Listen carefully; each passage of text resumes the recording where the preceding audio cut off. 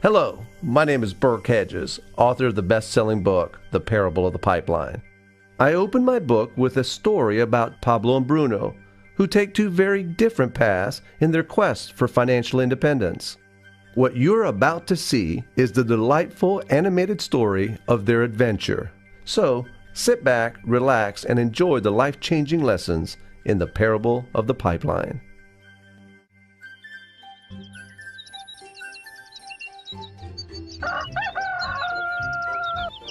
Far away, in a small village, near a beautiful valley, lived two friends, Pablo and Bruno. They were both young and dreamed of a better life for themselves. They'd often discuss their dreams about how they would become the most successful men in the village. They weren't afraid of hard work, and they searched for opportunities to help realize their goals and achieve their dreams. One day, an opportunity presented itself.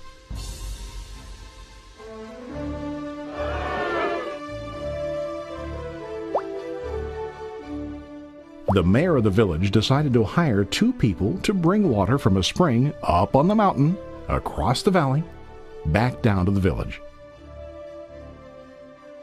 They were to be paid based on the amount of water delivered to the village. Bruno and Pablo enthusiastically got to work. Every day, from morning till evening, they carried buckets to and from the spring. They worked hard, carrying water to the village. In the evening, they'd return home with their day's wages.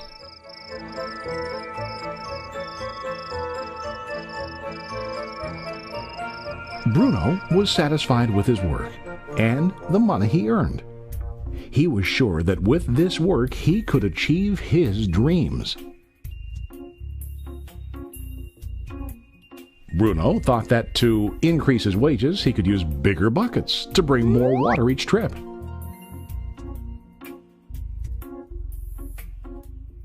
He believed with a larger income he would soon be able to buy a cow and the house that he dreamed about.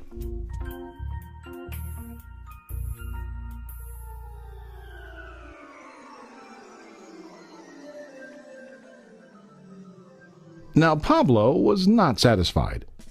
At the end of the day, his back and hands ached, and he was exhausted. He was looking for an easier way to earn more. One day an idea occurred to Pablo.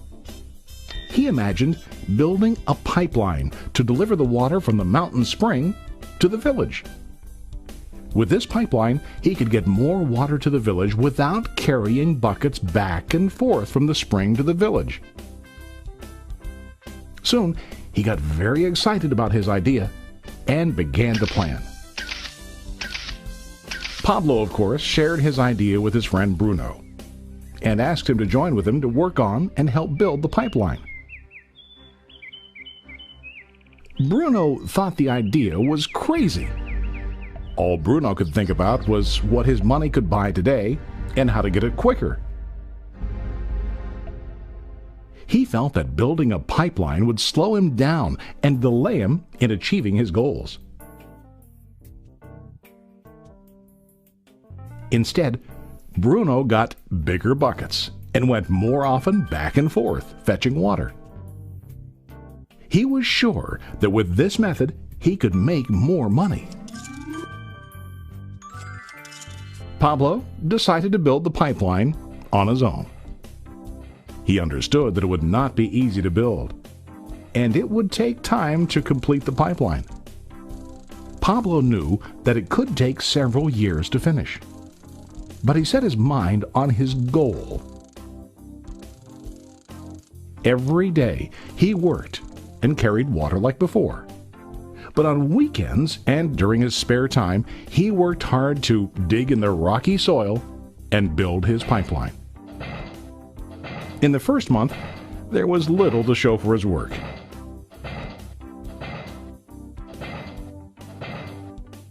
Bruno and the villagers laughed and teased him. They called him Pablo the Pipeline Man. During this time, Bruno's income doubled. He already bought a cow and a bigger house. His lifestyle changed. He now spent time after work in the bar, enjoying his hard-earned wages from delivering water.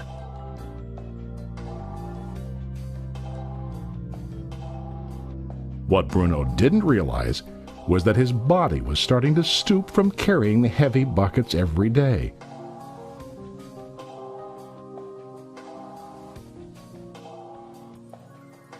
His face looked worn and his body tired. Soon, he began to carry less and less water due to the wear and tear on his body.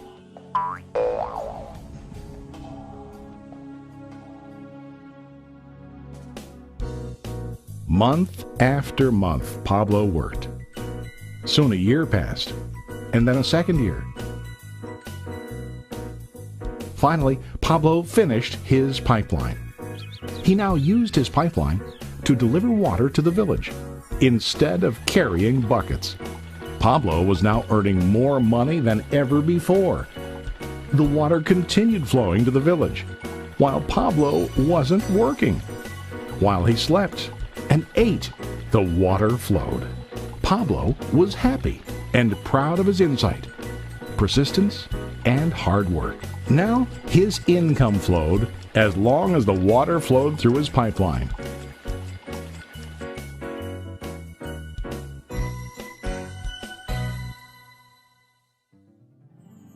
The story of Bruno and Pablo is a reflection of life. Their jobs symbolize what most people do to earn money. Bruno gets his money using buckets. He goes back and forth, carrying his buckets from the spring to the village in exchange for money. To increase his income, he either has to go more frequently to the spring or to use larger buckets. It's common in real life to increase our income by working harder. For example, working overtime or getting a second job. We also increase the size of our buckets by accepting a higher paying position, which often includes spending more time on the job. Most of us exchange time for money like Bruno. We know that every person has only 24 hours in the day and that it's not possible to use all our time to work.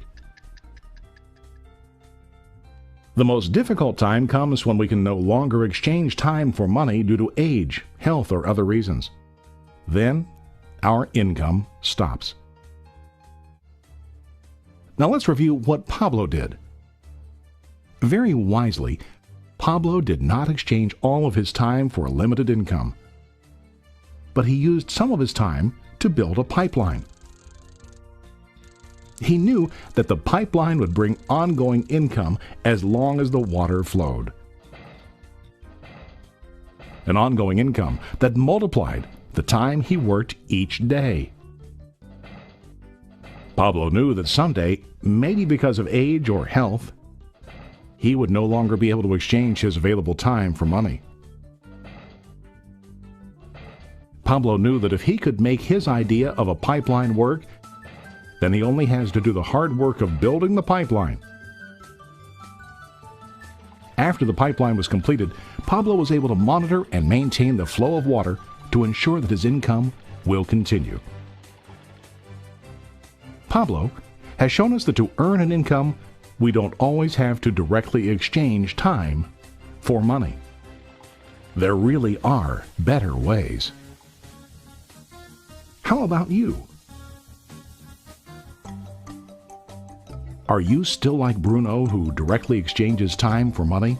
Or do you want to be like Pablo, building and maintaining a pipeline for ongoing income?